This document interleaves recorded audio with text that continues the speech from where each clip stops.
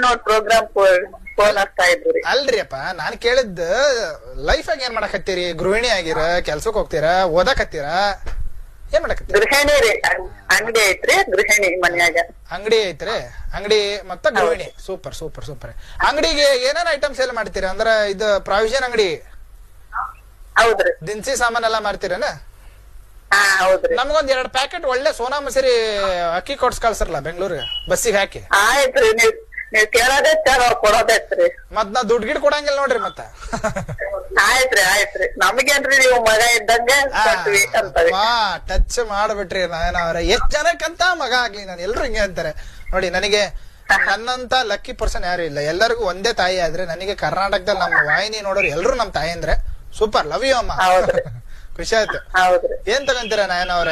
ನಯನ ಅಲ್ಲ ಅಮ್ಮ ಅಂತಾನೆ ಕರೋಣ. ಏನ್ ತಗಂತೀರಮ್ಮ? Batting bowling? ಬ್ಯಾಟಿಂಗ್ ರೀ. ಬ್ಯಾಟಿಂಗ್ ರೀ. ಬರ್ರಿ ಆಡೋಣ. ಸೂರಜ್ ಕಣನ್ರಿ.